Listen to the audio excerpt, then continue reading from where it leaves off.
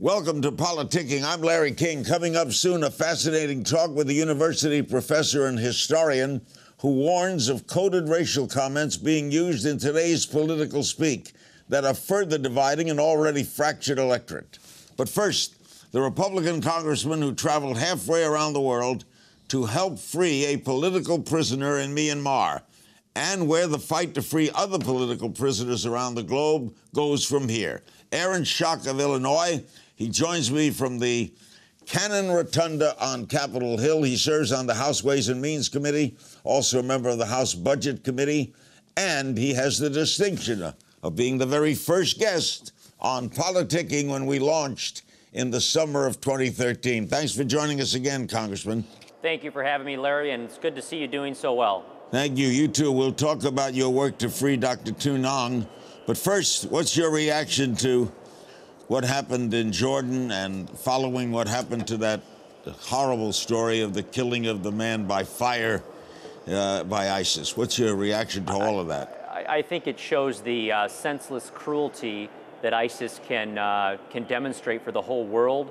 It shows that these are a group of people that cannot be negotiated with, and it shows that America needs to be ever so committed to destroying them, first containing them and then destroying them. And I think really the behavior against the Jordanian pilot will, as we've seen recently, the protests in the street, urging King, rallying behind the king in Jordan for his work with the United States and the international partners to destroy ISIS has only strengthened that commitment. So I think some of ISIS' efforts have really turned many in the Muslim community against them.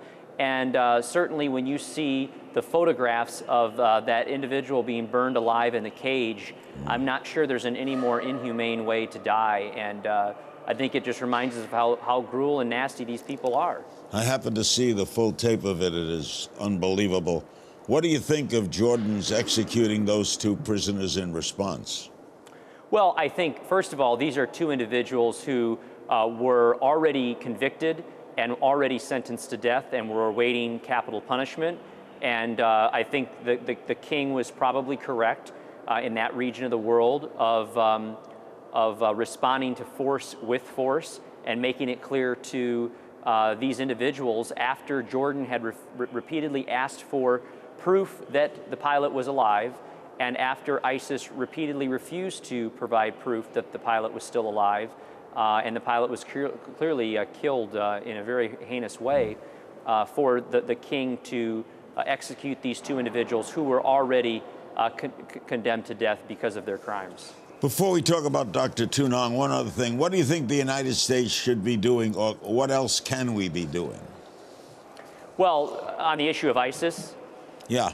Well, I think the president is right in saying that he is committing all necessary resources to pushing them back. I voted with a bipartisan delegation or a bipartisan group in Congress to authorize the president to begin training forces on the ground to be able to combat ISIS. This cannot just be a force of the United States. I think the president's visit to the King of Saudi Arabia was really to reaffirm that alliance, to make sure that the Arab nations know they need to have a big role in beating back this radical element of jihadi Islam. It's not going to be Western states that ultimately defeat radical Islam. It will require leaders within the Islamic community to stand up and say, these people don't represent us, and we as a United Nations of people, Jordan, Saudi Arabia and the like, will work with the United States and other European nations to push back. All right, you're recently back from Myanmar, formerly known as Burma, where you helped secure the release of Dr. Nyan. Tell us about that. Who is he? What happened? Well, I've been very involved with human rights since I came to Congress. Every year, Amnesty International, the Tom Lantos Human Rights Foundation, our State Department, they publish the most wrongfully imprisoned people in the world. And Dr. Nyan has been on this list for a number of years. He was sentenced to 17 years in prison, basically for supposedly stirring up riots, when in fact all of the witnesses and people there on the ground said he's was actually trying to quell riots, and he would serve 2 years of that 17-year prison. And so A year ago, I met with my staff and said, let's pick one of these wrongfully imprisoned people and make a concerted effort to get him out.